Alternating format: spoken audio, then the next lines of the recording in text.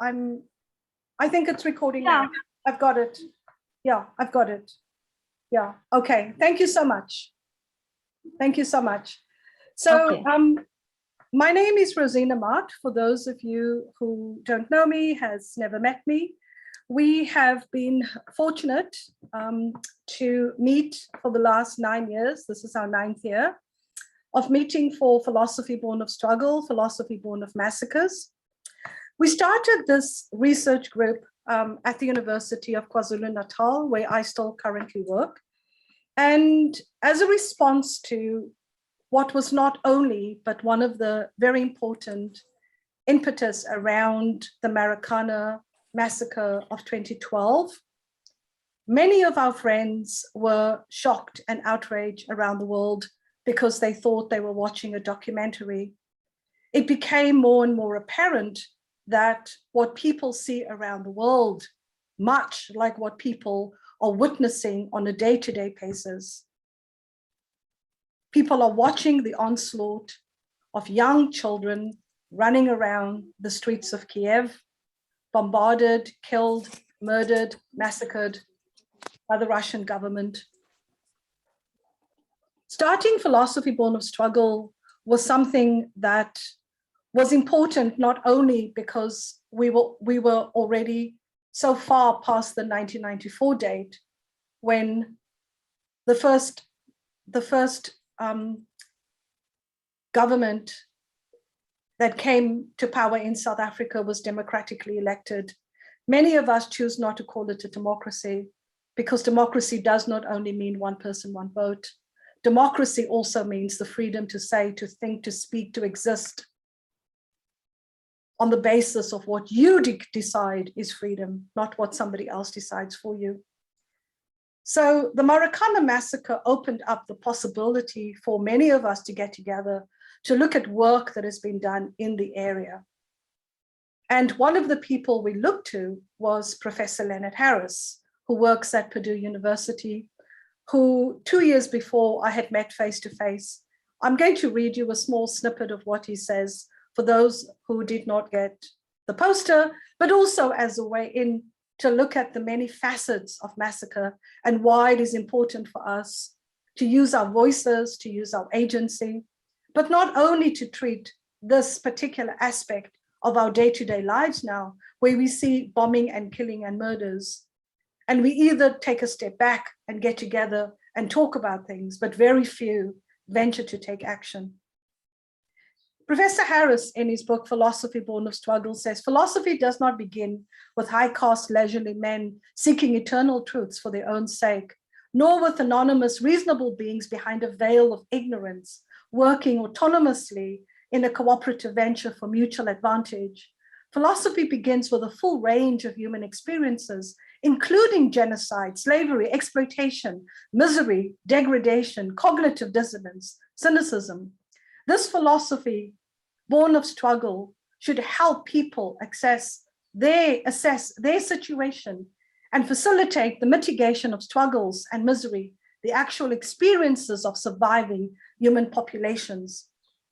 So this particular work of Professor Harris, along with several others of his peers of his generation, came about as a consequence where, as young African-American men and women involved in community struggles, they realized when they went into university that their particular existential, their lived conditions were not being discussed in the classroom, certainly not in philosophy textbooks. And this is why it's so important for us to not only see ourselves as scholars and researchers, elevating ourselves, elevating our books, our research on the backs and on the blood of those who've died before us and those who die currently as we watch our television screens. I want to take you to a quote from Professor Lewis Gordon, who I hope will join us or perhaps has joined us. Racism, Lewis Gordon argues, requires the rejection of another human being's humanity. Since the other human being is a human being, such a rejection is a contradiction of reality. A racist must then deny reality. And since communication is possible between a racist and the people, who are the object of racial hatred, then social reality is also what is denied in racist assertions. A racist then attempts to avoid social reality. Professor Gordon also argues that since people could only appear if embodied, then racism is an attack on embodied realities. It is an effort to make embodied realities bodies without points of view, or make points of view without bodies. Now, I'm going to just read a small snippet from a paper I did on Marikana. Every concept has its own history. The history of the Black man subject in South Africa has several overlapping trajectories, a long and very complex history, usurped, brutalized, regionalized, coastalized, forced inland, ghettoized, tribalized, yet defiant, rebellious, determined, are all within the range of possibilities as points of departure for tracking this trajectory. It is therefore important that we analyze the trajectory within which the concept Black man has been built,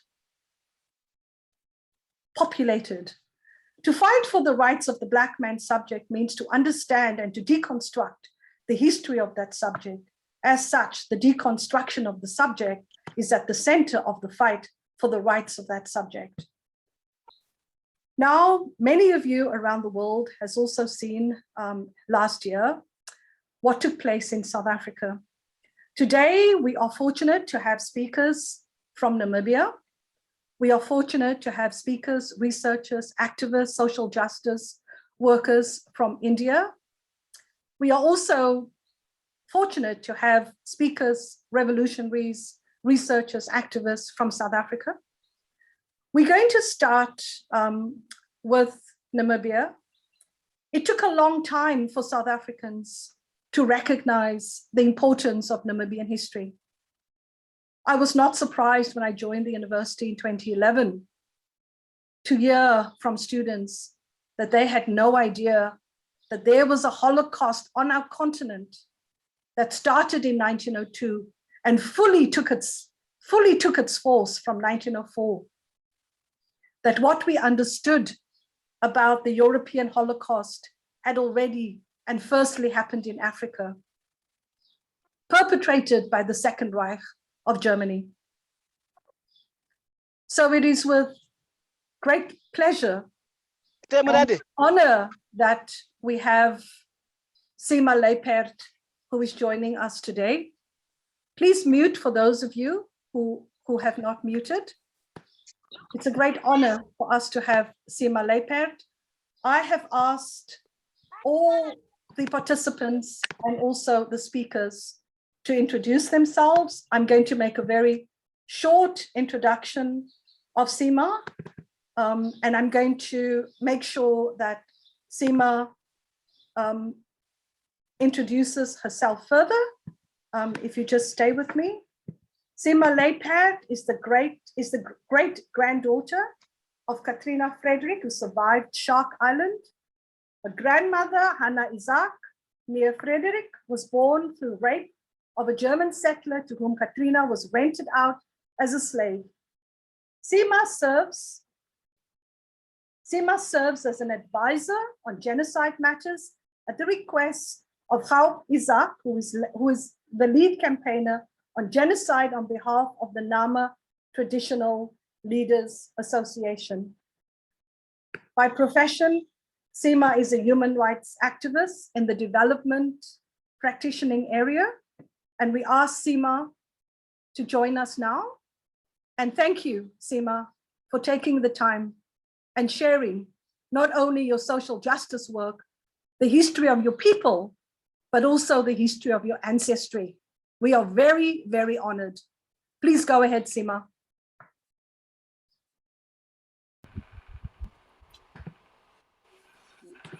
Yes, thank you very much. Thank you very much to the host for inviting me. I think the introduction that was given is sufficient. I do not consider myself a scholar. I'm a self-taught descendant of the genocide that was committed against my people. Yeah, so that's who I am. I don't know whether you want me to continue with my presentation at this point. I think I'll start off by just giving a very brief reflection on what happened during German colonial rule. I think it's important to note that when the Germans first started arriving in what was then known as Great Namakwa Land and Herero Land, that they didn't come into an empty space, but that there were very specific sovereign polities of the Ovaherero people and of the Nama people. And it was really the Berlin Conference from 1904 to 1884 to 1885 that sort of set the political and legal ground rules for control and for colonization. So, following this conference, Germany dispatched Imperial Commissioner Dr. Heinrich Ernst Goering, who was the father of the same Goering who played a leading role in the Nazi regime, sent him to negotiate and conclude protection treaties with the native Nama and Ovaherero people. I think it's important to explain these treaties or the principles of these treaties because these were used to take land. First of all, they were founded on the promise of bilateral protection, so that Germany promised protection against external forces, and in exchange, the Nama and the Ovaherero polities promised German citizens living in or traveling through their territories that they would be protected. It was when actually we tend to think that the first extermination order was only made in 1904, but actually the first extermination order was made in 1893 when Hendrik Witbooi of the Witbooi Nama people persistently refused to sign a treaty with Germany. So it was on in the night of April 12 in 1893 that Francois and his troops approached Witbooi's home at Hornkrantz. I think somebody needs to mute there at the back. Yes, so in an official report that he wrote to the German Foreign Office, he stated that the mission of the troop was to exterminate the Witbois. So this was the first extermination order.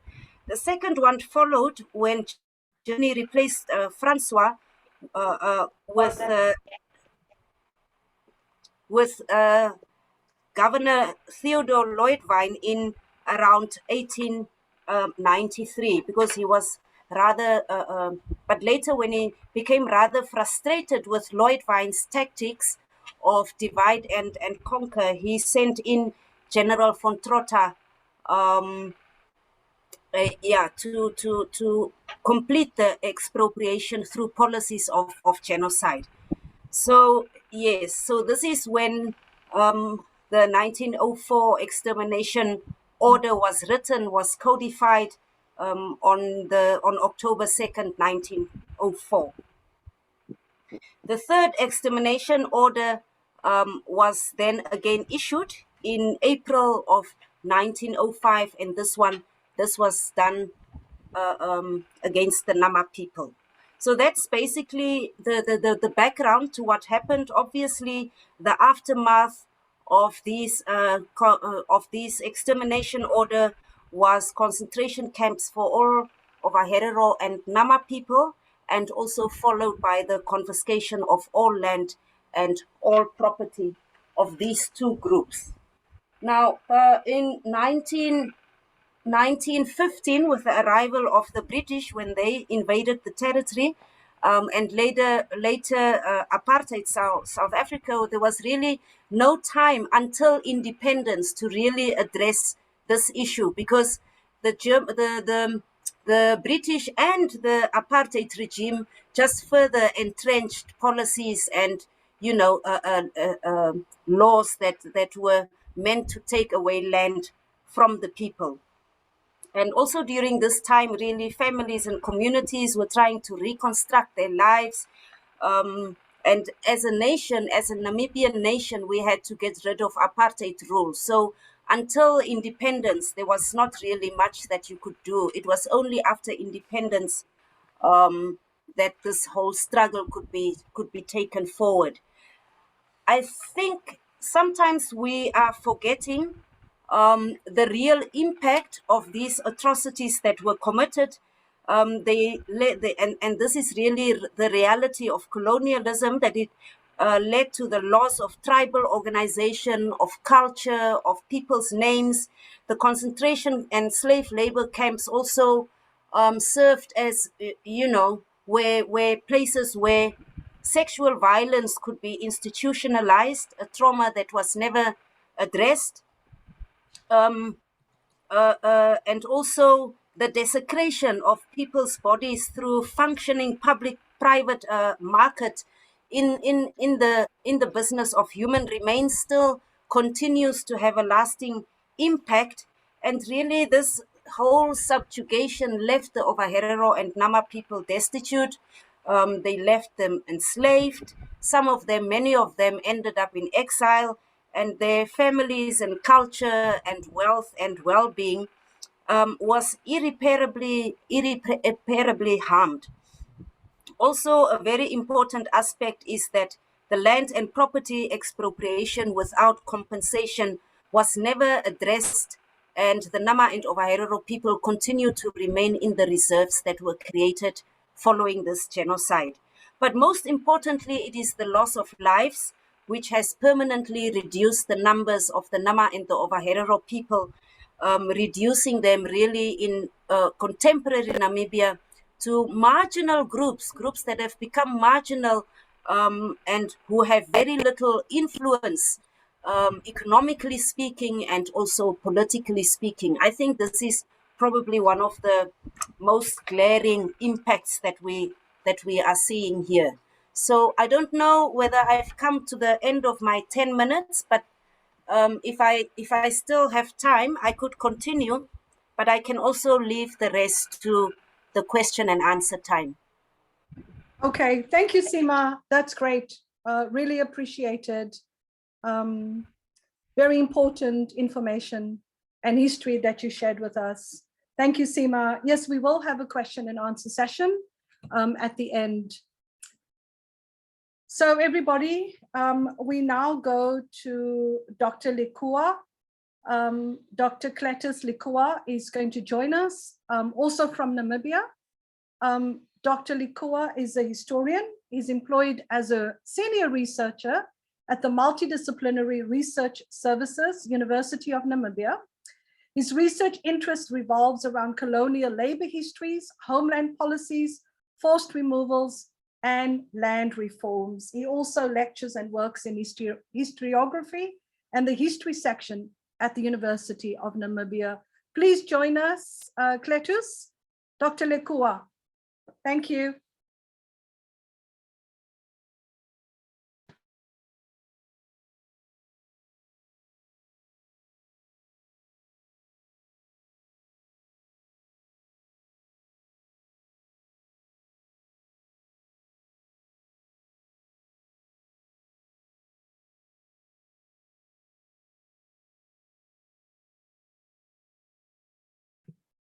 Dr. Lekua, you are on mute. We haven't heard you. You need to unmute yourself, or shall I try?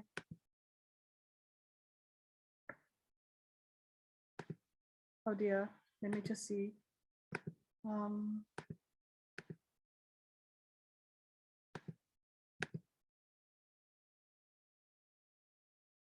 Dr. Lekua, we cannot hear you, Dr. Lekua. Cletus, we can't hear you.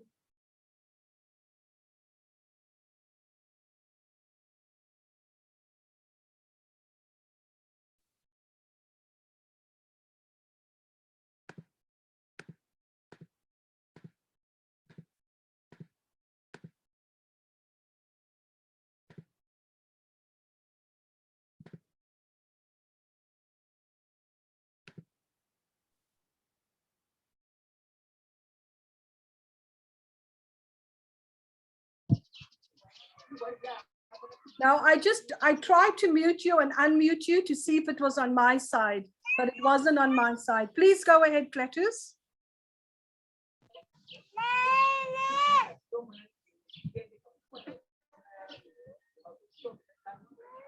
Cletus, we are waiting for you. I mean, I can hear you, but can you hear me? Now we can hear you, Cletus. Now we can hear you. Okay, all right. Thank you. Please go ahead, Cletus. All right. Thank you very much for the time given to me, Prof. Mart, and thank you for the invitation to be part of this very important discussion.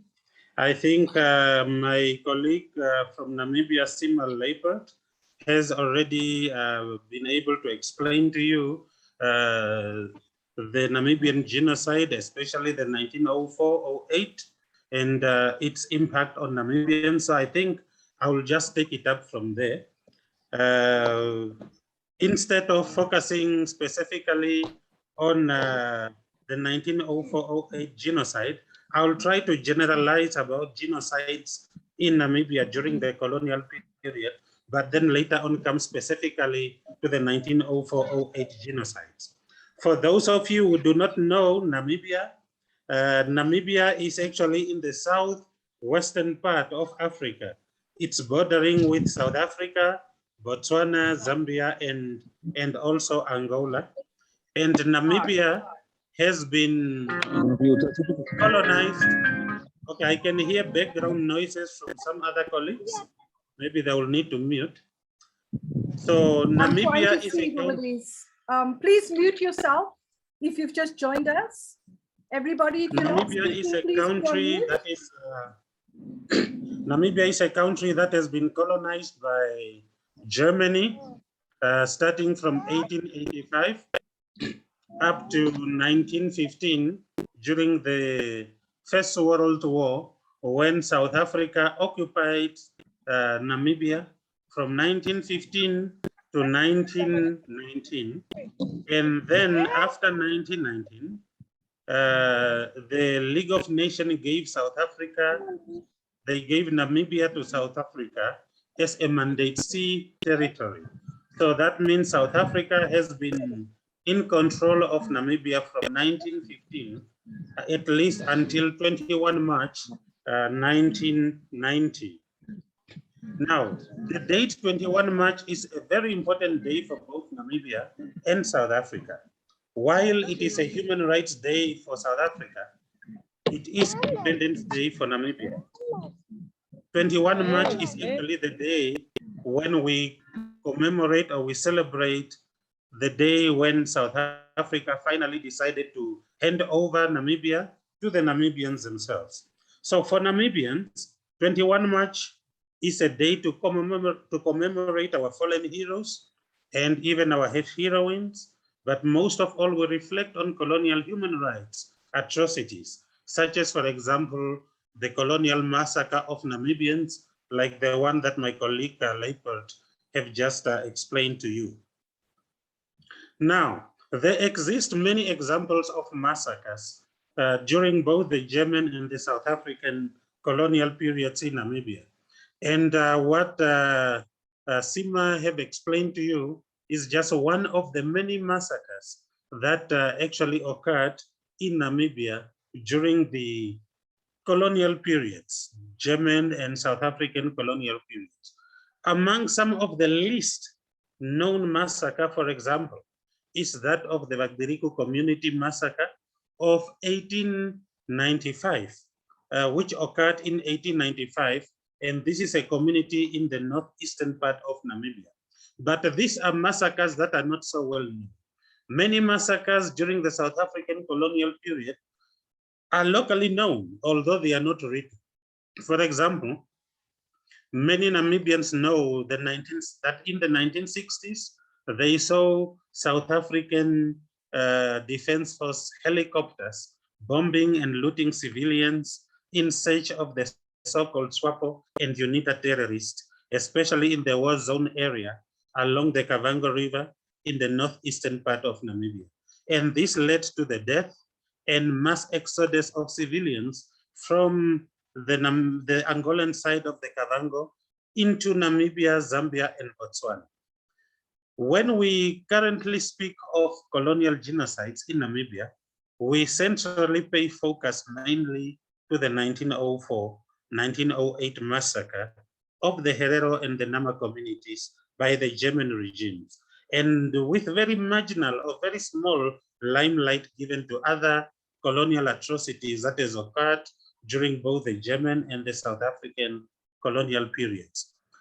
Although various Namibian genocide histories exist and are well known, very few, for example, are commemorated, are publicly commemorated. We know that there is a public commemoration almost every year by the Herero Nama communities commemorating the 1904-1908 wars and all the genocide that took place within that period.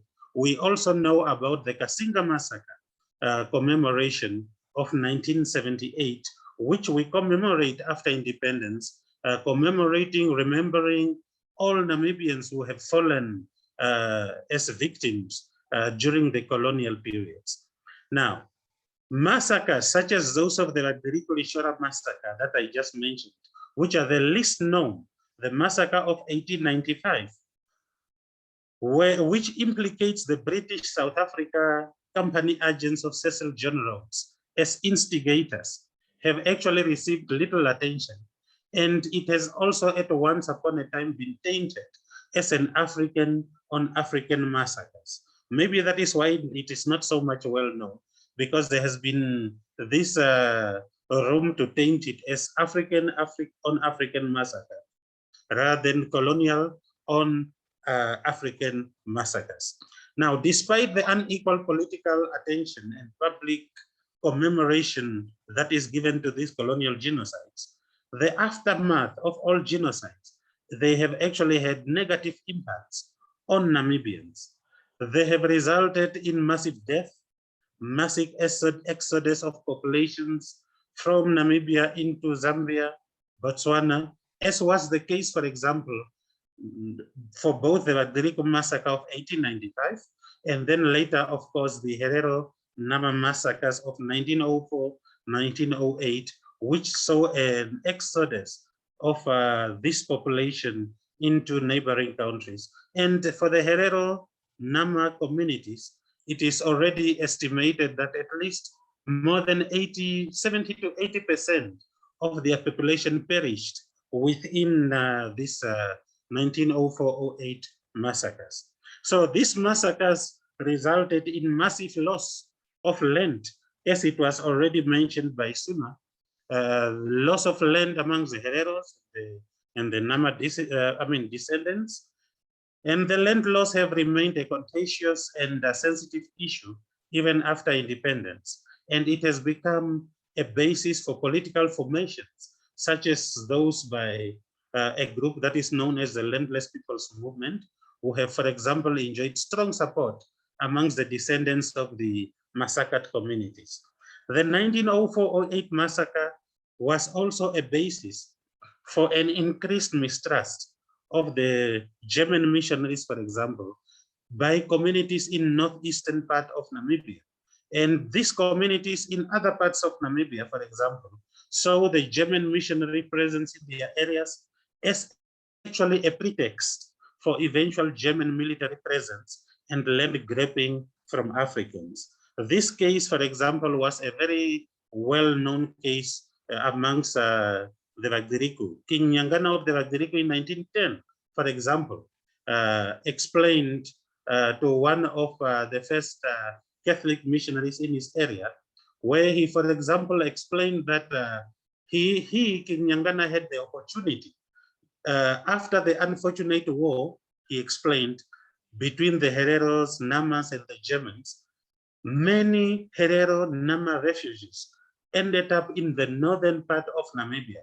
And according to King Nyangana, they were able to explain to him and to warn him that he should never accept German missionaries in his territory, because they too, the Hereros and the Namas, used to accept German missionaries in their territories. And eventually, these missionaries were followed by men with weapons, with wagons, and eventually the Hereros and the Namas lost their land to these German invaders. So it is very clear that the impact of 1904-08 war had other eventual impact on other communities in other parts of Namibia, communities that saw the presence of German missionaries in negative lights. So, and the massacres, as I said, it resulted in land loss, and it has been a basis to refuse the presence of German missionaries in other parts of Namibia. Now, when it comes to remembering and commemorating Namibian massacres, most of these commemoration occur within the framework of contested versions. There are contested versions that surround, for example, the massacre itself, and especially contested versions that try to explain how the massacre happened. But what is interesting about most of the scholarly version about the history of 1904-08 war is that most of them seems to agree that this was actually a massacre that was carried out against the Namibian people, especially amongst the Hereros and the Nama communities. With regard to the 1904-08 massacre, for example, contested scholarly version exists from many scholars, although maybe not necessarily Namibian scholars. But we have seen many scholars, especially from Germany, with an interest on the Namibian genocide. Scholarly work from Horst Dressler, Brigitte Lau, Carla Powe, Werner Hillebrand, Reinhard Kostler, Andreas Eckel, and many others who have tried to explain issues surrounding this massacre. And the scholarly debates impacts and shapes the discussions that we actually have in Namibia, discussions surrounding genocide and reparations in post-colonial Namibia. While there has been some commendable efforts from the Namibian government in terms of negotiating for reparation from the German government, these negotiations actually have fallen short of the expectations of the affected descendants of the massacre, who continue to demand for more and who continue to feel that maybe the current negotiations are falling short of the expectations of the affected communities. Similarly, while the German governments have offered economic support for the affected communities, this again have fallen short of the expectation of the descendants of the massacre. The descendants of the massacre or genocide continue to demand negotiating directly with the German government at their own terms, and towards compelling the German government to acknowledge and to accept that the genocide blame before negotiating for reparations itself. The process of negotiating therefore remains contentious and very sensitive for the especially for the descendants of the massacre, and it has actually created mistrust of some Namibian people, especially mistrust towards their government, especially in terms of their ways of dealing with the German governments in terms of asking for reparations. In conclusion, while Namibia and South Africa is commemorating the 21st March for different but somehow the same human rights and political freedom reasons, Namibians especially remain conscious that various massacres were committed by both German and apartheid South African regime in Namibia. And despite the importance and great meaning that is attached to all the colonial massacres, the 1904-08 massacre remains the central historical massacre, which has actually received more limelight from the state. The current discussions, negotiations, commemorations regarding the 1904-08 massacre, these are shaped by the different contested versions of scholars. And despite the efforts from stakeholders to address the plight of the affected communities, especially of the 1904-08 massacre, this has seemingly fallen short of the expectations of the descendants, who have actually found their own political forms to express their dissatisfaction with the whole process of reparation negotiations. So with those few words, I want to end here and to say, thank you very much. Siyabonga, Bae Danki to all of you for listening. Thank you.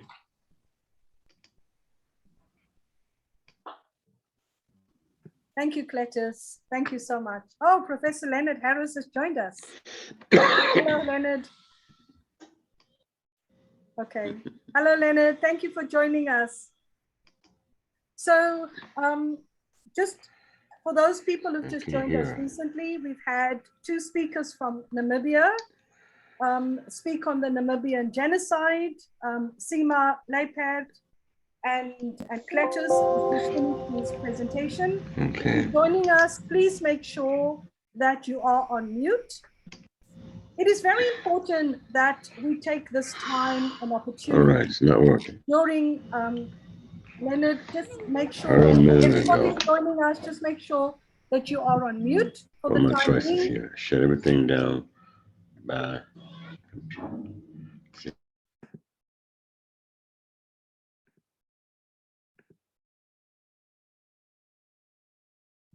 Okay.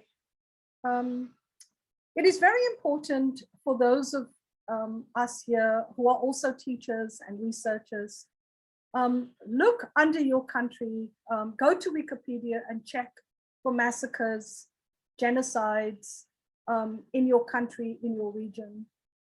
In South Africa, I think many of you will be shocked and even surprised, because you're shocked and surprised because this is not what we teach. This is not what we are taught. This is not in our curriculum. We developed this particular research project not only to draw awareness and to encourage young people, our students, our peers, and also our comrades and colleagues to take action, to stand up for injustice, but also to ensure, especially at a time when we are talking about decoloniality, and we don't even know South Africa's role in the oppression of Namibians. We don't even know the history of South Africa's role in the oppression and exploitation of people in other Southern African countries. So we have to be mindful that this period is not only about the development of scholarship, but it is also about what we take back to our communities, what we take into the classroom. We talk about indigenous knowledge systems, and yet at the same time, our students don't even know where Namibia is located, nor do they know about the history of violence. We often share the same colonizers, South Africa, Namibia, and India, which is our main focus of discussion today, share colonizers that go way back to the British, the Dutch, the Portuguese, the French, the Germans, the Belgians. Europe has had its hand in every part of African soil, every part of African land. And it hasn't only done that on the continent of Africa, it has done that across the globe. We take this time now to move our discussion to the partition of India in 1947, when we ask Dr. Anindita Ghoshal, who is an associate professor of history at Diamond Harbour's Women's University in Kolkata in West Bengal.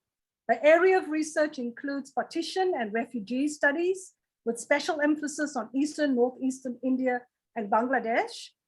She's been awarded many prizes, and we also ask that if there's any aspect that she wants to introduce about herself, which we've asked all the speakers to do, that you do so, Anindita. We give the floor over to you. We're very honored to have you here. Please go ahead.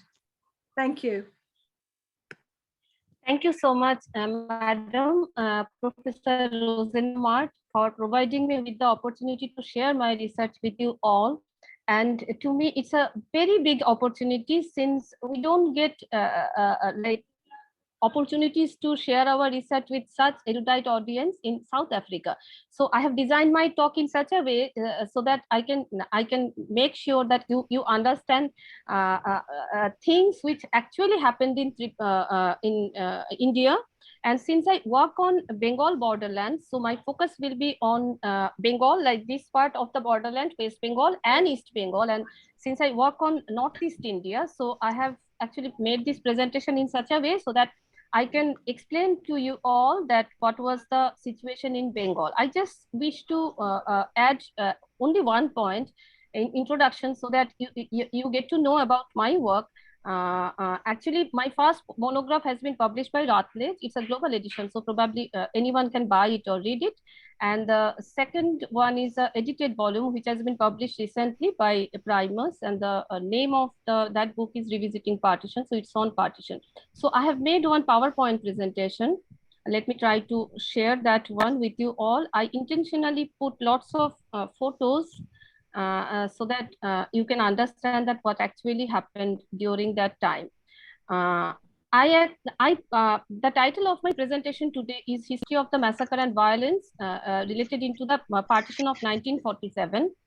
And if you read Indian history carefully, you will get to hear that during partition, actually 2 Indian states got partitioned, though we call it as partition of India, but it was actually Bengal and Punjab which got divided. And if you read history books, you will get a feeling that all these violence and massacres and rape, like lots of other things happened in case of Punjab. But my migration in Bengal or all these incidents which happened in Bengal was not that important, or the social scientists, the historians and the political scientists, they felt more comfortable to term them as soft violence. So in this particular presentation, I wish to argue that it is not true, as after partition, the migration across the Bengal borderland, it happened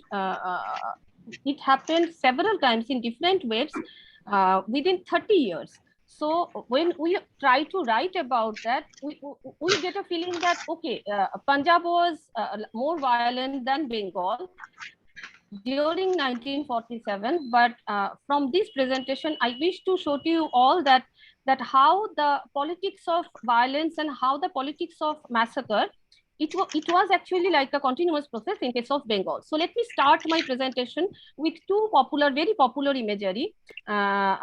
Actually, when we think about partition, the first thing what we think that it was actually the Muslim League who is responsible for Bengal partition, for Indian partition, I'm sorry.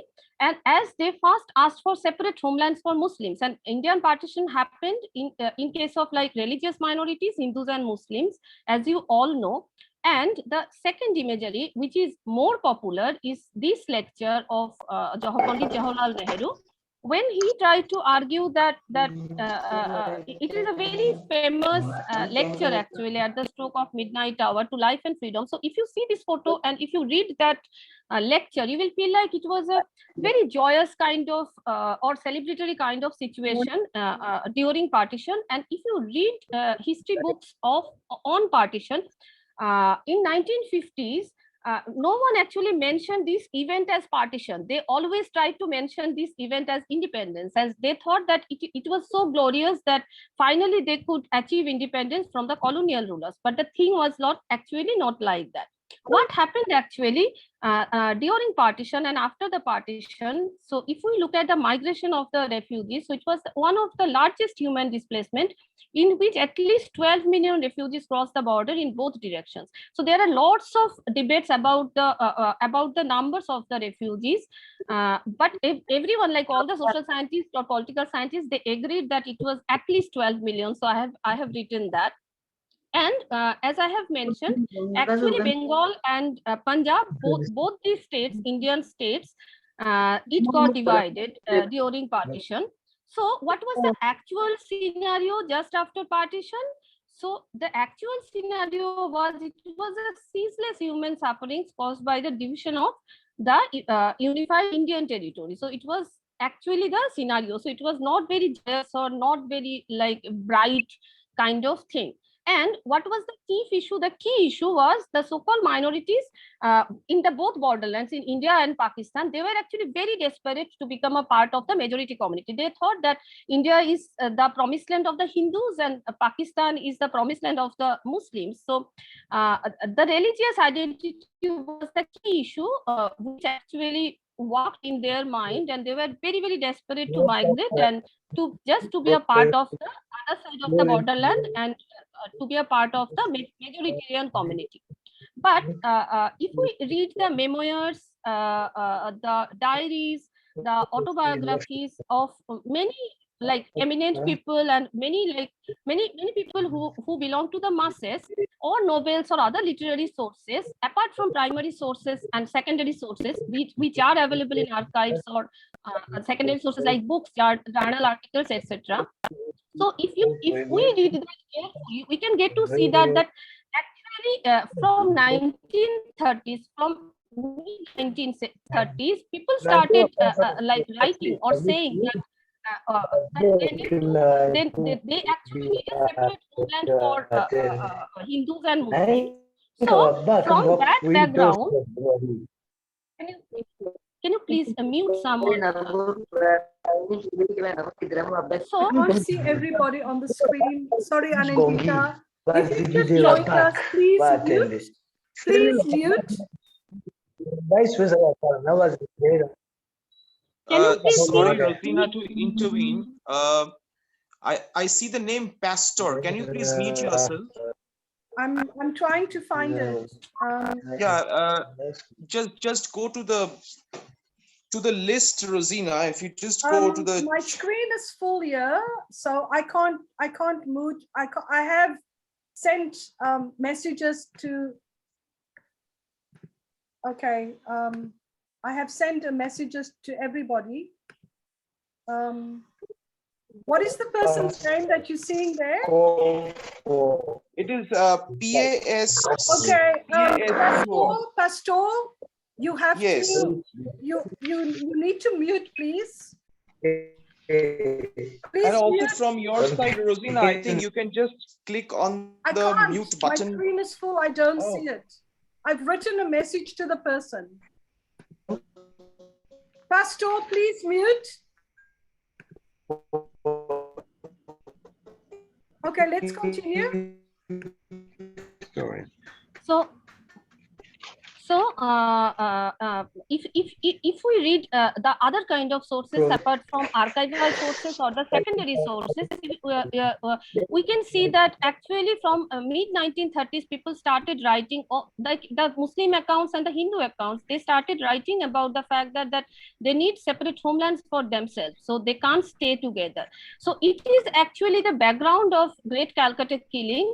As during the Great Calcutta Killing, it was actually initiated by Muslim League, and in this case, I should mention here that the portrayal of the two communities as binary opponents by the colonial engineering actually encouraged riots. So the colonial rulers, they were responsible behind these riots, and they actually tried to portray both these communities in such a way by different kind of politics, like the politics of census and the politics of representation. So these were so like important issues. So it was actually the background of the Great Calcutta Killing. It is very important for India for this partition, as it was for the first time one political party, one leading political party, the Muslim League, they actually stated that they decided to bid goodbye to the constitutional methods.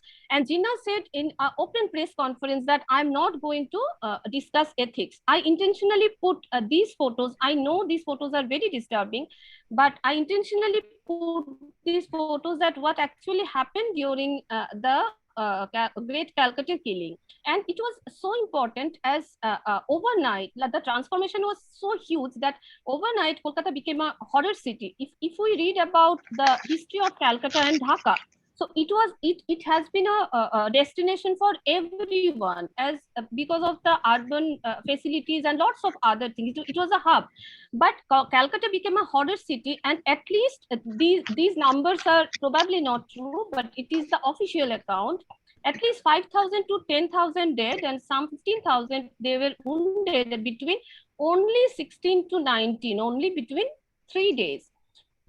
And actually, the Noakhali genocide, it came as a reaction to Calcutta riot, and it left more than 5,000 dead. And which is more important about the Noakhali genocide, it was actually that the Muslims, they actually tried to convert all the Hindus or in some villages, and it was more horrifying, as lots of hundreds of Hindu women, they were actually raped and massacred, that no one wrote about it actually on these women issues on these accounts. Most of the people, they wrote about the role of Gandhi in Noakhali and role of the other political parties in Noakhali, but most of the people, they didn't care to write down about the massacre part in that way. Okay, the focus is always on the role of the political parties in case of Noakhali. It was not like Calcutta riot. And if we look at the pattern of riot or the pattern of massacres in both in India and Pakistan, especially in East Bengal or East Pakistan, so we can see that after the Noakhali riot, so it became a tool for the majority community to get hold of the Hindu lands, and they try to create a riot situation. And it is so surprising that rumors played a major role across borders. So here I wish to mention about one work by Nurjahan Bose, Agun Mukharme. She wrote a very strange description. So that's why I want to share it here. That she wrote that they used to stay in Khulna, in East Bengal, in East Pakistan, and she noticed that all these Muslim, all their Muslim brethren, they used to wait in a steamer ghat for the newspapers from Calcutta, and they used to read that newspaper, and after that they start just killing people.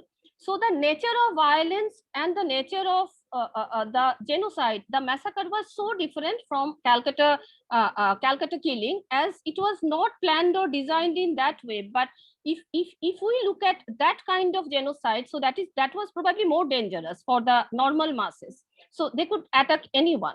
Okay. So another major massacre and murder was during the 1964, and it is very strange. I used to mention here about this incident, as it is very strange that actually the crisis happened in Kashmir, and the impact and the situation was so that the turmoil was so huge that we saw that hundreds of thousands of Hindus being killed in East Pakistan. And if you notice the Indian map carefully, so Kashmir is so far away from Bengal, and obviously the news reporters and the newspapers, so that was not that regular in East Bengal, but the situation was so strange that the massacre or the violence was a regular kind of thing in Bengal.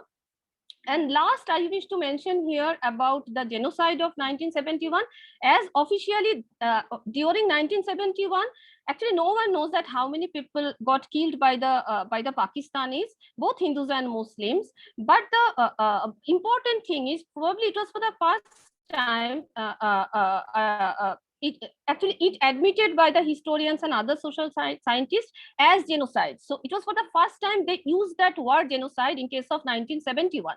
And in actually during 1971, the crucial issue was the refugees who have migrated from East Bengal to West Bengal or Assam and Tripura in the northeastern part of India. So they were always a victim of the politics, like politics of India or the politics of the central government in both sides. But after the riot, after the genocide of 1971, the refugees, the nation state, they started calling them as Sharonarthis. That's a Bangla word. Sharonarthis means who asked for shelter. So first they categorized that they can't settle down here, and the Indian state is not treating them as refugees, so they are not liable to give them any kind of relief or permanent rehabilitation kind of thing. But at that point of time, the refugees, they could figure out that first they thought that since partition happened as a negotiation between the British Raj Muslim League, Congress, and Hindu Mahasabha. So 3 leading political parties and the British Raj. So they thought these political parties, they will give them some kind of support, or they will help them to get settled in the other side of the Bengal borderland. But from 1970s, all these like refugees and Sharanarthi people, they could figure out that no one is there for them, and they started treating themselves as actors. So it is actually the key reason that why these refugees, from that time onwards, they actually stopped registering them as refugees, which was very new in case of India. So they stopped registering themselves. They tried to take help from their neighbors. Most of them, they have some relatives in these bordering areas, and they became they tried to like identify themselves with some political parties, and they tried to settle down in the other side of the Bengal borderland. And they actually started saying that they can't deal with this kind of riot situation anymore, and they need to settle down somewhere. And this is the last slide, and I wish to mention here about women, as most of the people, they don't talk about the Bengali women as probably by culture they were not so vocal about their voices, and they didn't write so much, and the society was probably not that sympathetic to them. But when I started researching on them and on other marginal communities, I tried to talk to people about it. Bangladesh is better in that way, as the nation state, after the emergence of Bangladesh in 1971, they actually officially, formally, they started treating these rape victims as Birangona, and they provided them with some kind of money or some kind of property or asset, and they also like provided them with some kind of prizes. So they actually tried to give them a feeling that they're grateful that because of emergence of a nation and because of their fight in the liberation war of Bangladesh, they actually sacrificed a lot, and they were the rape victim. But it never happened in case of Pakistan, like the West Pakistan, and in case of India. So like that kind of violence actually never got addressed by any kind of government. So if we read and try to figure out that what kind of violence and massacre and genocide was there, so I wish to, my last argument is actually during 1947 or from 1946, actually from Great Calcutta Killing. So the violence was designed by the political parties, but the normal people, they just got influenced by these political parties, and they were desperate to get their own country. But after that, from 1950s, the normal people, they started treating like violence, or like they started doing all these massacres as a tool, which was very, very problematic for both the nation states. But unfortunately, both the nation state, they didn't take enough, probably enough measure to stop that. Thank you so much.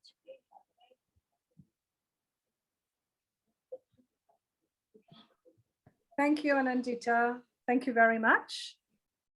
Just a reminder to those who joined us much later, we will have Dr. Partha Sarathi Nandi join us now, and followed by our 3 researchers, cum revolutionaries, Phezu Mteta, Jackie Shandu, and Ayanda Nklovo will join us after Dr. Partha, who's also going to talk to us about India. Dr. Partha Sarathi Nandi is presently working as an assistant professor in English in Government Vivekanand College in Mahar. He's previously also been a researcher in the Department of English at Banaras Hindu University. He also works on the post-partition Bengali theatre. He has several books and essays published. I also want to remind everybody here, just for those again who perhaps did not get email much earlier, that we will put together some papers, and some of the participants who've agreed to either give some of their work or some of their websites and send it along. So don't worry that you're missing out some of the references that our researchers and speakers and social justice activists have used. So Partha, we hand over to you. Please go ahead for your 10 minutes. Thank you so much. Thank you, ma'am. Let us begin with my three favorite magic words. Am I audible? Am I audible? Yes, you are. So, yes, you are. Thank you, Yes, thank you, are. thank Please you. go ahead. So Thank that's you. recently my favorite word, magic word. So yeah, what I'll be talking about is the partition and the politics of violence. In 1949, when the German sociologist Theodor Adorno declared that to write a masterpiece when possible, rather barbaric act, it created a stir among literary critics and theoreticians. Now, Adorno's position regarding the location of Holocaust violence beyond normal human comprehension nevertheless raises several ethical and moral questions regarding literature's ability to truly represent events of terrifying magnitude and the inexpressibly inhuman sufferings experienced by its victims without doing injustice to their trauma. However, at the same time, I am reminded of Bertolt Brecht's remarkable lines: in the dark times, will there also be singing? Yes, there will be singing about the dark times. So I personally believe it's high time to bring things that we do not speak about from the closet into the public sphere. Now, this program is very interesting in the way that it talks about the unspoken things like massacre. And thank you for inviting me to talk about partition. So, was partition a massacre or of the innocents, or was it an organized state-sanctioned program or genocide like the Holocaust? Or was it a spontaneous riot between various contending religio-political groups? Now, in order to understand the production and reproduction of violence, we, instead of looking into its dynamics, immediately start labeling the collective forms of violence that manifested during the partition into various categories according to their intensity. For example, we categorize them as massacre, riot, pogrom, or genocide. And in doing so, we even separate it from the various intersubjective forms of violence, like quarrel, feuds, dispute, vendettas, like this. However, these less intense forms of violence emerging from local micropolitics of neighborhood or mohallas, as we call them, are all symptomatic of a larger intergroup mass violence. At any point of time, this can intersperse with the ongoing politics of communalism and result in ethnic violence. The animosity between the rival groups, be it ethnic, religious, or political, over apparently tangible issues like territory, resources, power, or opportunities, which often manifest in the form of riots, are propelled by intangible psychological forces like conflicting values, ideologies, suspicion of the other, and this operates on both individual and collective levels. Now, though these riots are projected to be random, unorganized, and momentary, but these violences are often institutionalized by spectral forces that make great economic, psychological, and even military investments to keep the conflicts irreconcilable. One such instance of systemic violence, and systemic violence is which rises from the properly working economic and political systems, is that of the bureaucratic violence, which, apart from determining geopolitical boundaries or deciding national identities, also certainly starts affecting the biopolitics of everyday life, like reconfiguring the older socio-economic relationships and the cultural aspects between the communities. For example, in ancient Bengal, we had this Hindu-Muslim syncretic culture, which is now almost non-existent. However, we are so appalled by the instances of orgiastic violence or so flabbergasted by the human capacity of committing such atrocious acts that it prevents us from thinking about the mechanisms working underneath. Now, moreover, the shift of culpability of massacre from the institutions to mobs or civilians make the patterns of violence more dilute, thereby further obscuring the forces involved. And even the distinct lines between victims, witnesses, and perpetrators get so blurred, or their self-justificatory narratives, which basically highlight the perpetrators act as mere retaliation against or protecting their co-religionist from the other group's atrocities. These narratives remain so conflicting that it becomes almost impossible to maintain a neutral or objective position or to provide any kind of definitive conclusion. Now, most modern historians, especially the nationalist and secularist ones, they try to project 1947 partition either as an event of the past and hence a footnote, or perceive it as a transitional phase from slavery to independence or from colonial state to democratic state. And the accompanying communal violence or the riots that happened is also discarded as momentary strife, or there's something very abnormal in the non-violent episode of history. And in doing so, these historians or the scholars, what they do, they commit the epistemic violence of effacing the multiple instances of post-partition riots and the waves of refugees generated in its wake. Or they even dismiss the routine institutional violence, like Anindita madam said before, the state's apathetical attitude towards refugee rehabilitation program or state-aided discrimination upon minorities. And these violences are replaced with narratives of progress, modernization, industrialization, and the emergence of a democratic polity. Now, even within the partition study discipline, there exists certain problematics, namely the overt emphasis on Punjab partition. Madam has addressed this before, but Punjab partition is often projected as the epitome of partition experiences due to its short period and intense nature. Now, undoubtedly, the horrors are enough to jolt us to the core. But this Punjab centricity also posits the risk of ignoring myriad experiences and narratives of partition violence from other affected regions like Bengal, Assam, Rajasthan, Sindh, Nagaland, etc. However, while the post-partition history of Punjab has mostly been definitive and constant, the situation in Bengal and Northeast has been in a constant flux since 1947, and the prolonged nature of Bengal partition caused the Bengal borderland to become porous and flexible, allowing illicit trans-border migration that continues till date.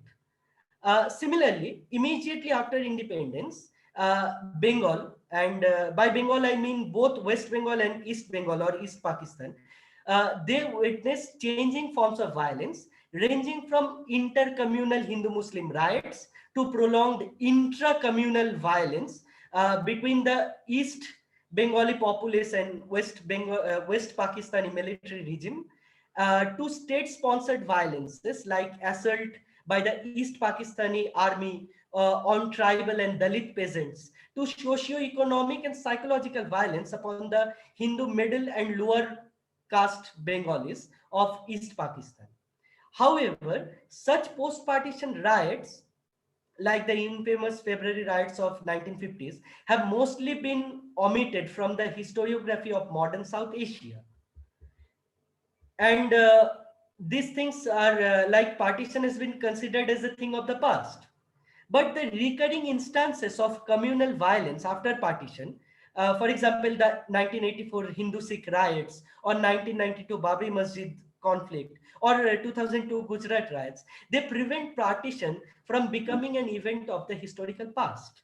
And even after 75 years of independence, the specter of partition still looms large, not only in the private sphere, in the blurred memories of the victims, witnesses, and perpetrators, and in the vague imprints carried by the post-memory generation, but also in the public sphere, engaged in unending historical, polemical, and political debates over its causes and results, or its myriad representations in films and literature.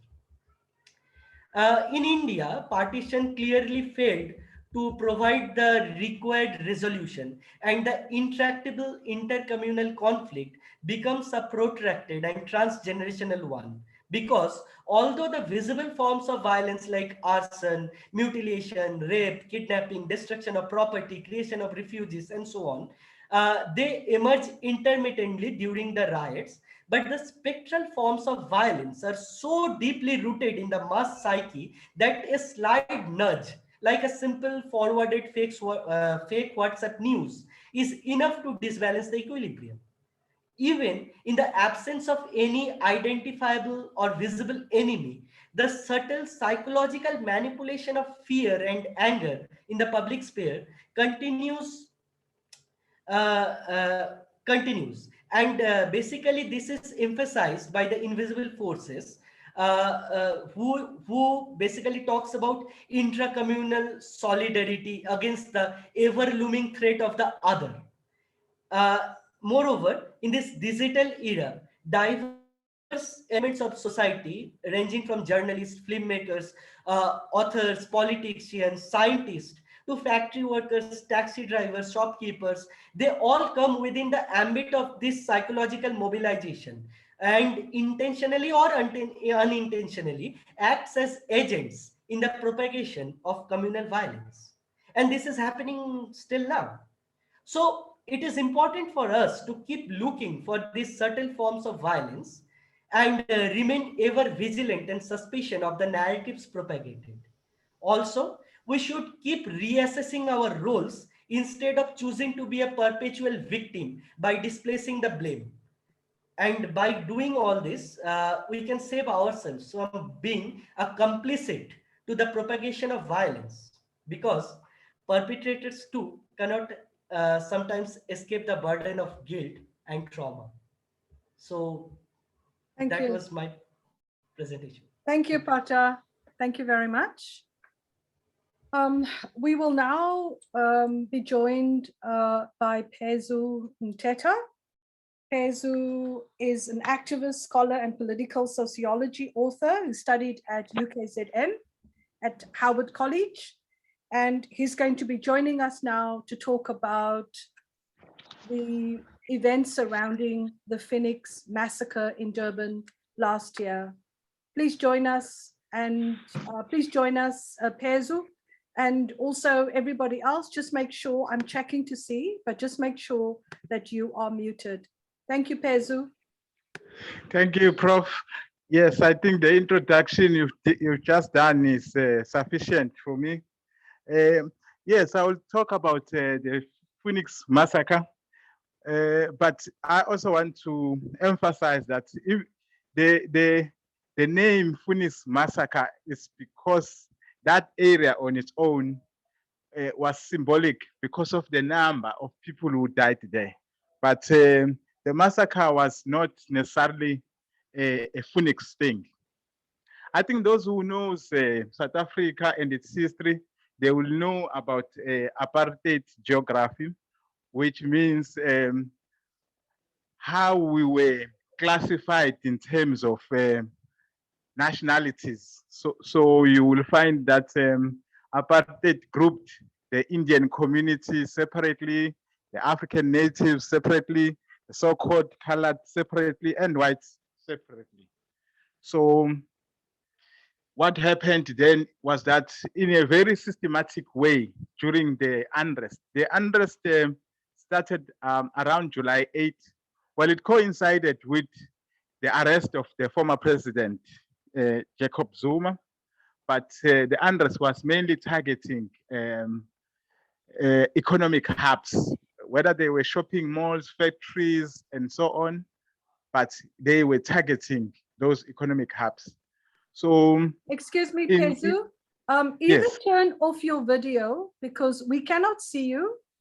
Okay. And it's going to make, if there's a problem with your data, at the moment we cannot see you. So Okay. maybe you should turn off your video as well. If you want us to see you, then please let me know. Otherwise, turn off your video, then it will be easier to hear the audio. Thank you. Okay. Can you hear me? Yes, we can hear you. Thank you. Okay. So what happened then was that in those areas, we find that they got organized, especially in the Indian community areas. They had the security companies who were then grouping themselves mainly in Phoenix.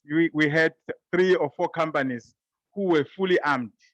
So they were then waiting for those Africans who were the so-called looters, who were going around shopping centers, manufacturing areas, and they started shooting down. But then what happened was that there was no protection, whether from the army or from the police. It was just a shooting spree.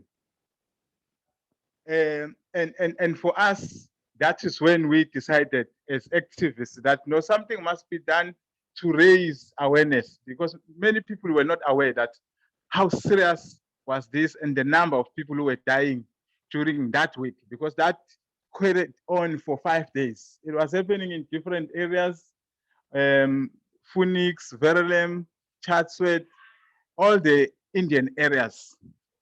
So we then mobilized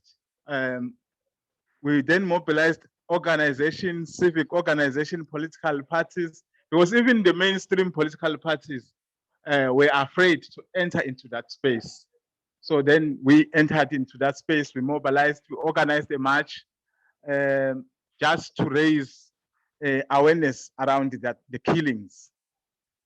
So that went on, and our march was successful. We had delivered our memorandum. But also what we want to raise here is that it is said that there were about 37 people who died there. That is incorrect.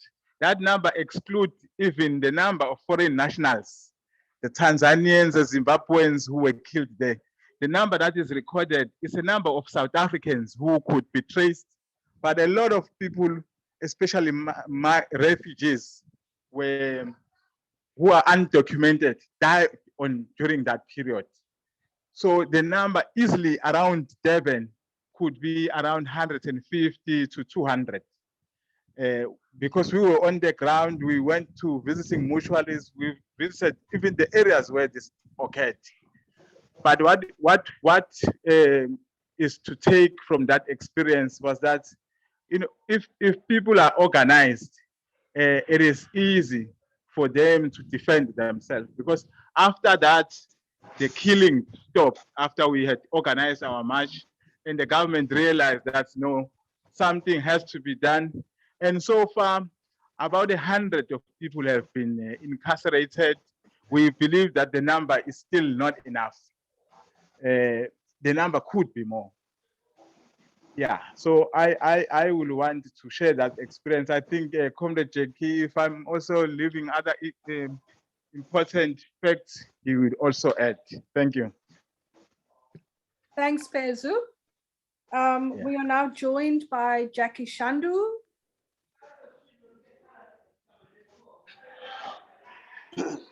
Jackie Shandu is a Pan-Africanist, anti-capitalist, anti-imperialist, revolutionary and thinker who is grounded in African antiquity and modern history, philosophy, and African political thought.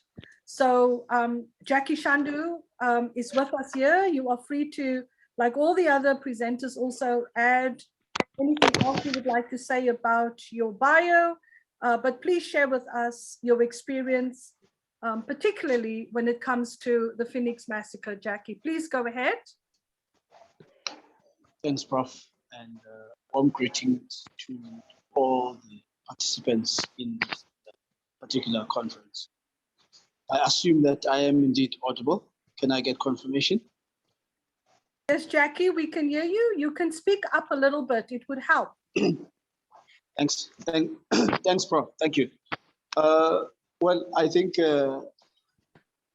there's a lot that's been said in terms of introductions and bios. I just want to get into the business of the day, and I think that Pezu has given some important background facts, even in terms of statistics, in terms of history, and philosophies and the ideologies of oppressive regimes that precede this particular democratic dispensation of the ANC starting in 1994.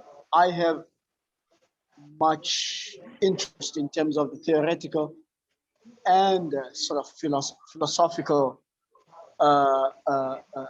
grounding and perspective that, at least in my view, made possible, if not inevitable, what eventually transpired in last year, July, in Phoenix. And yes, Phoenix was the epicenter.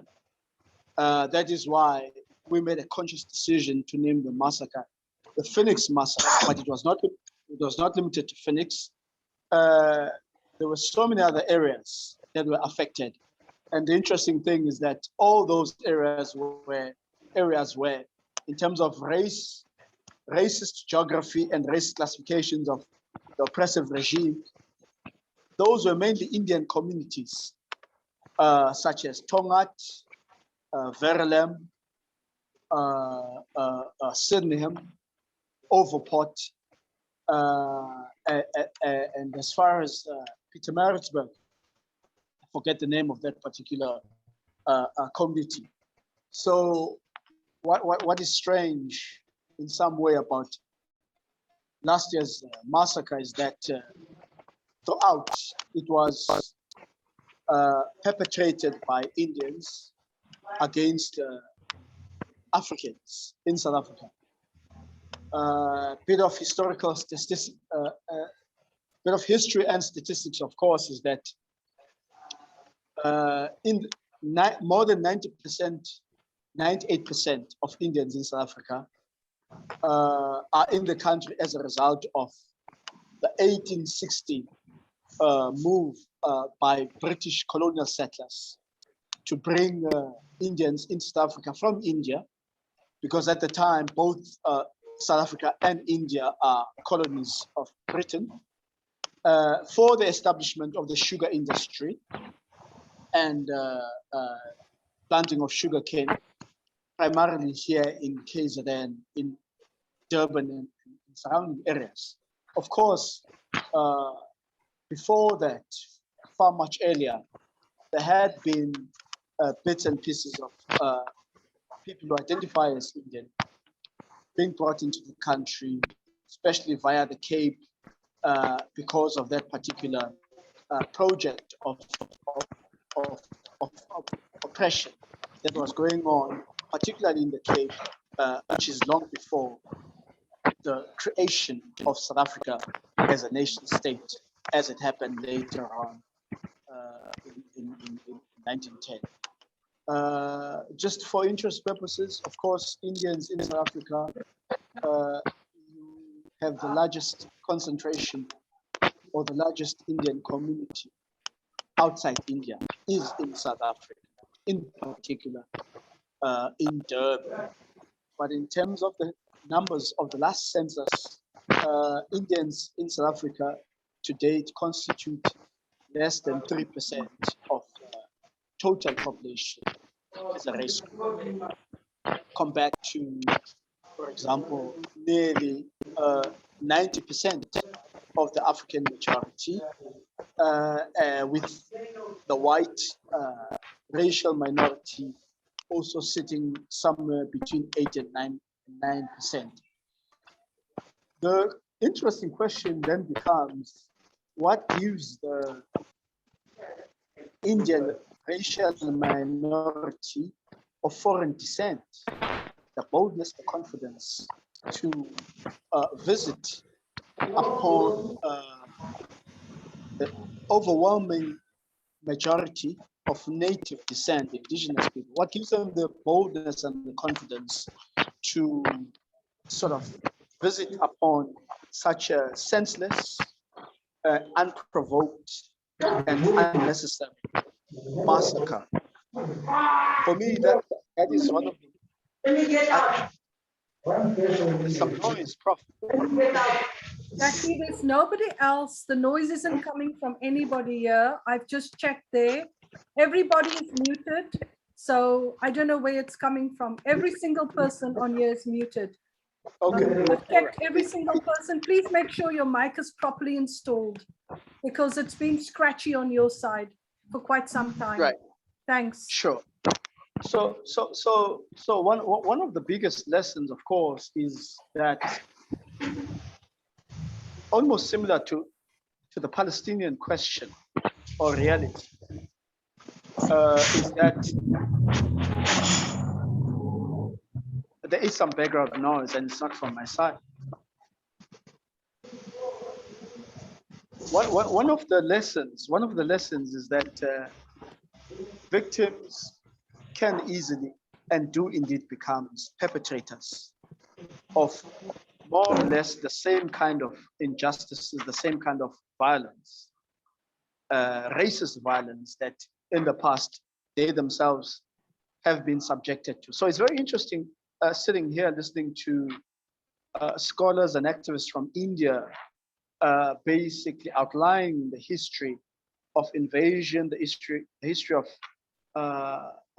invasion and oppression and dispossession and exploitation primarily by British colonial invaders in India. And I'm moved, obviously, because I can relate to that kind of experience as an African. In Africa, I think probably is the global capital of colonial intrusion and oppression. But what leaves a bitter taste is that how easy it can be for those people who have gone through the most gruesome, most vicious forms of trauma and violence and bigotry, for them to also just go ahead and visit upon more or less the same kind of injustices and trauma and oppression on others. And I think that for me, one of the very important themes that is missing, even in terms of the presentations that we've heard, particularly from India in this particular conference, the enduring impact of the ideology of the caste in India, which is based on complexion. And we don't find that being dealt with because even as part of alternative narratives and alternative history, we are aware, for example, of dark-skinned people of India, some of them of African descent, the brutal violence that they've been subjected to in India by Indians, fellow Indians of lighter skin, lighter hue, and their crime being of a darker complexion. I think that it is important, and I've been enriched even reading from scholars such as Arundhati Roy, writing particularly on Gandhi, writing on the caste system in India, how much that is still something that need to be basically embraced and owned by progressive and truthful and ethical Indian scholars as a uniquely Indian problem, be it of foreign origin or not, but it's there, and it is a marker of distinction, and for others, it is a marker for victimization. If you have a darker skin, chances are that you are going to be mistreated, and that is also going to be a justification for your treatment, for your exploitation, for your rape, and other forms of trauma that have been visited to Indian people. So coming back to South Africa, in particular, the massacre last year, and looking at the images and listening the interesting thing also is that much of what we know about the thinking behind this massacre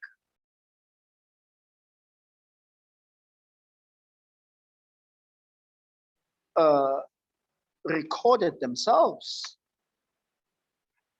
doing these things, recorded themselves committing this massacre.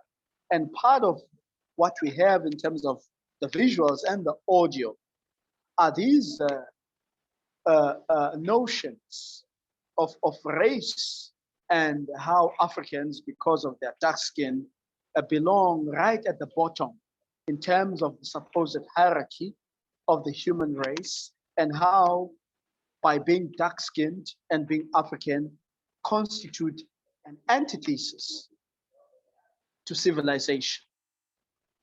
These can be heard from the audio visuals recorded by the perpetrators of the massacre itself.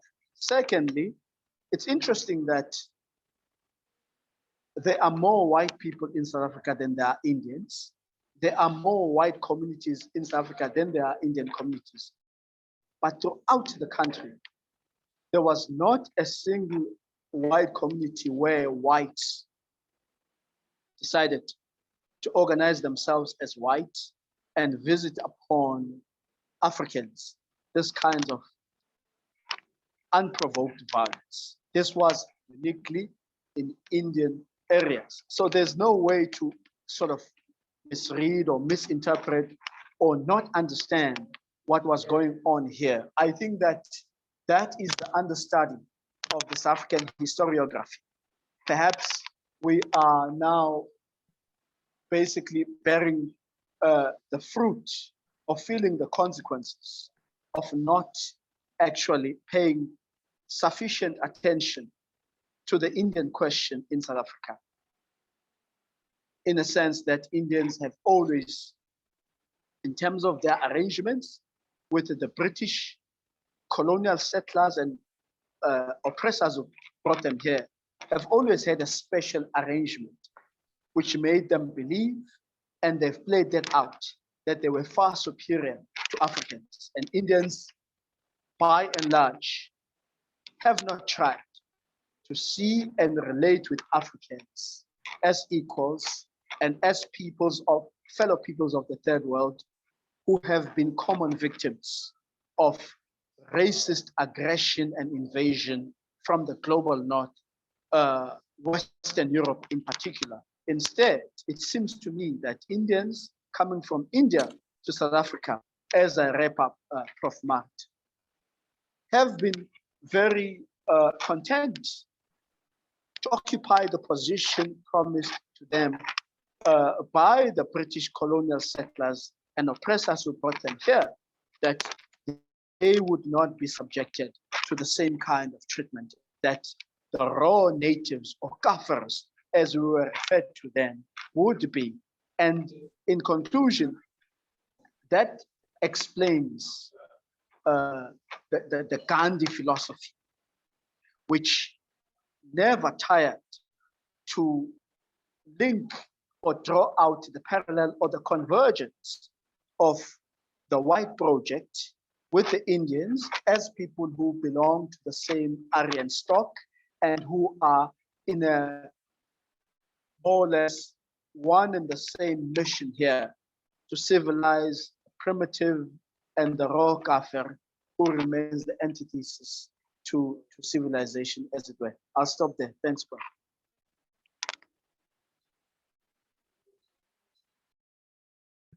Thank you, Jackie. Ayanda had to leave, so he is traveling. I'm not going to try and reach him in the taxi as things are.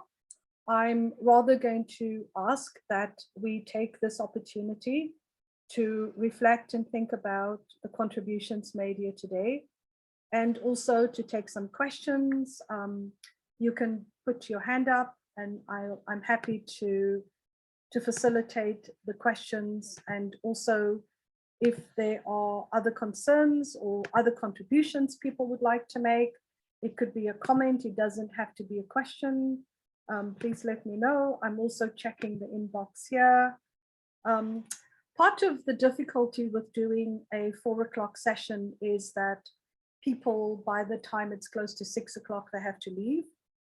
But we have become accustomed to having later sessions in South Africa to accommodate colleagues from Brazil and West Africa and the United States, for example, who have joined us consistently and with great interest over the last couple of years. So I'm going to wait for you to, perhaps if there's somebody who would like to put up their hand or ask a question or make a comment, you are more than welcome. And please know that there will be a follow-up email with various sources of information that I will be sending out that will, come together from all the speakers who have participated today. So anybody has a question, comment they'd like to make?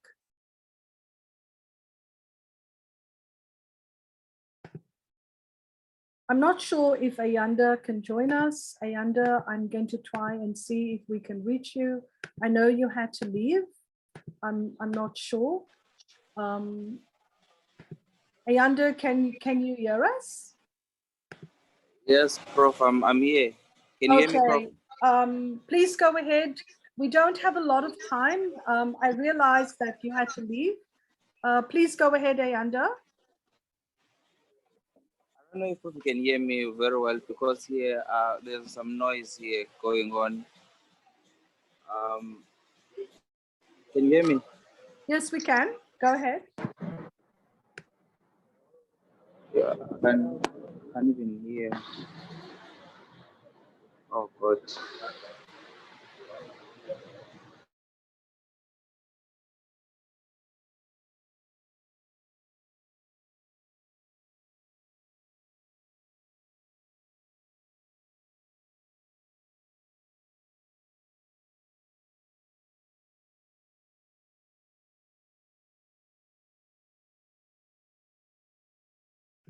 I think we lost Ayanda. I am happy to take questions and comments from anybody.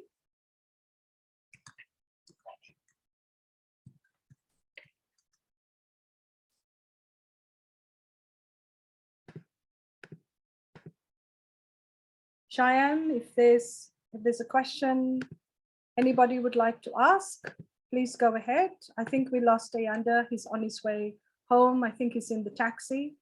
It's 10 to 6 now. I'm also looking to see if there's anybody here.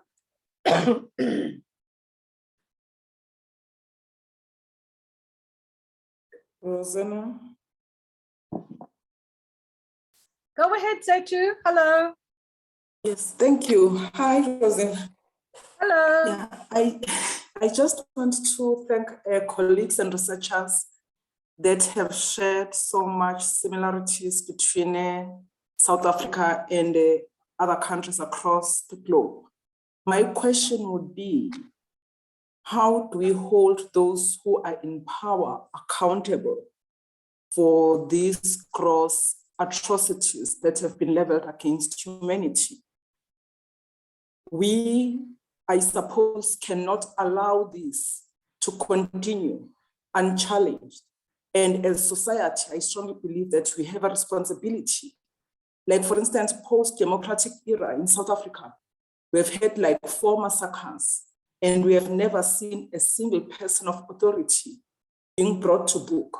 Yet we claim to be a democratic country.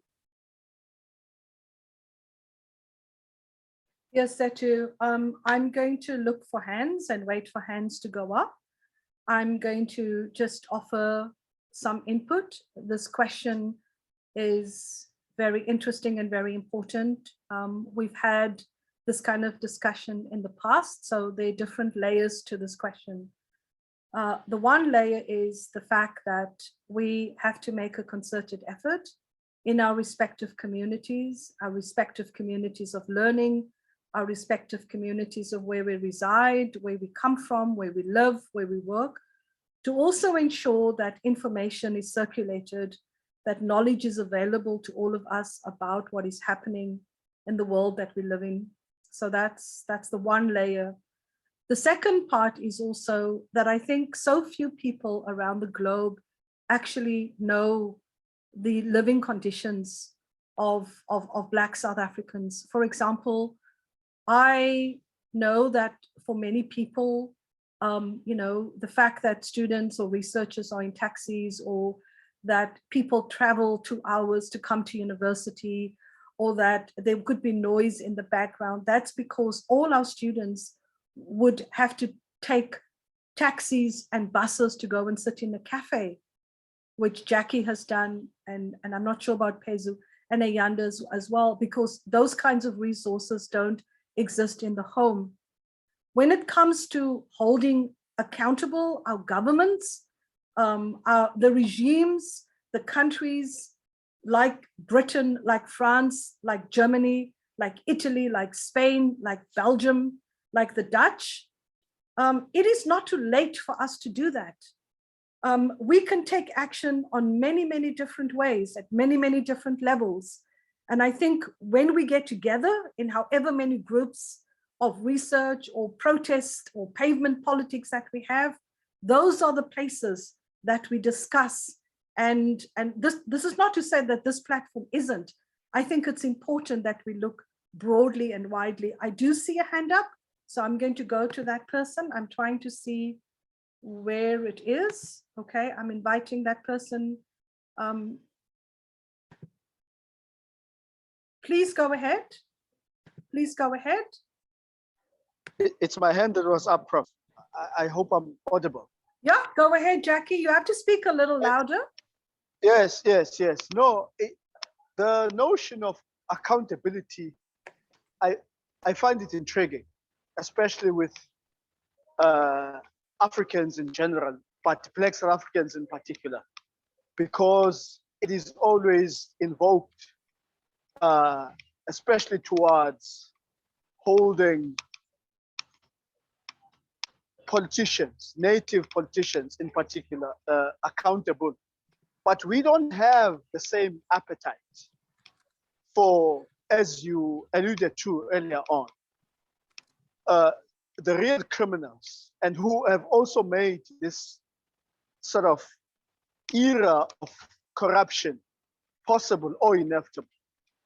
The colonial project with the major colonial powers that you have listed, I always find it striking that Africans either have no consciousness at all or just zero appetite. That accountability surely has to begin with colonial invasion, to the colonial projects, and of course the atrocities, many atrocities, including massacres, including genocides, including apartheid and other forms of violence.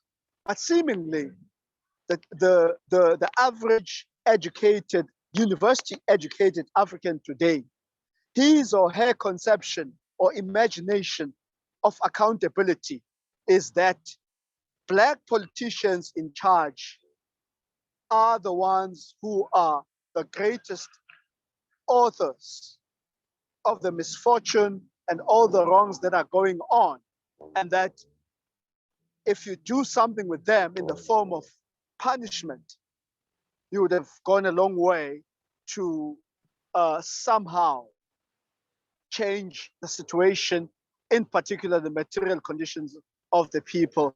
And it's just disturbing that, at least in my view, the people and the period in which the greatest damage has been done, seemingly in the consciousness, in the imagination of our contemporaries, it's those people don't exist. All our problems are attributed to the people who have been manning the quote unquote post-colonial state, and not taking into account that the so-called post-colonial state comes into existence because of the long history of the hemorrhaging and the pillage and the manifold orgy of violence that has been visited upon indigenous peoples. in particular of the global south, by the colonizers. And it would go, I think we would gain a lot from familiarizing ourselves with that history, so that we also are aware that accountability has to be all inclusive. And I'm not saying this to say that this neo-colonial state does not have anything to answer for. Of course, mainly it has been manned by people who are just as corrupt, who have been agents of colonialism and coloniality, as it were. Thank you. Thanks, Jackie. We have Dr. Cletus Lekua. Go ahead, Cletus.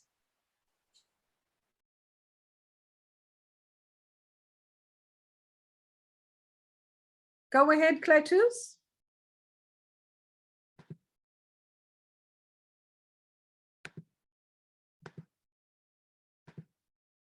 Cletus, are you still with us? Maybe he had to leave. Okay, he had his hand up, and I think he had. Can't you hear me? We can hear you now, Cletus. Go ahead. Yes, thank you, Prof. My comment has to do with the whole question of how do we go about addressing the continued violence, especially on the descendants of the victims of massacres. The victims of massacres. This is an example. Let's take an example of Namibia, where you have this 1904-08 victims of the massacre who had to leave the country and maybe to neighboring countries like Botswana. And they have been in Botswana for almost all these years, since 1904, at least up to the present. They are a very large population. But what we have seen in this case, for example, is that maybe it's a result of passing on history from one generation to the other. They continue to feel the attachment historically towards Namibia as a place to which they would maybe want to go back to. And since independence have created a room for the possibility of returning, we have, for example, seen, I think in Namibia, some communities of the descendants of this 1904-08 massacre returning to Namibia. I think many of them are settled on the corridor somewhere between Namibia and Botswana, but their situation has not been very pleasing.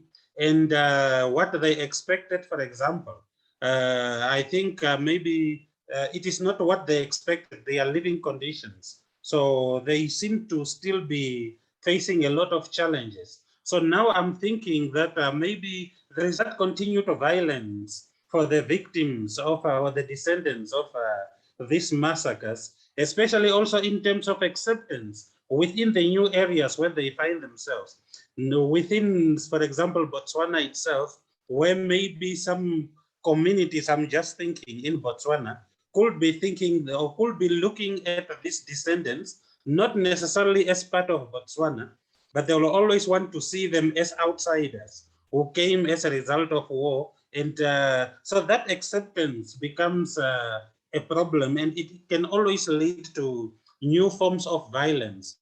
And I'm seeing the same thing with Indians in South Africa, for example, where despite the violence through colonialism of being brought to work on the sugar plantations, there is this whole problem of acceptance within South Africa, where they, like all other communities, should now be seen as part of one country, who have no other home to call home but South Africa. So how do we deal with this whole question of acceptance by the victims or descendants of these massacres? These are just questions that I thought I will throw up.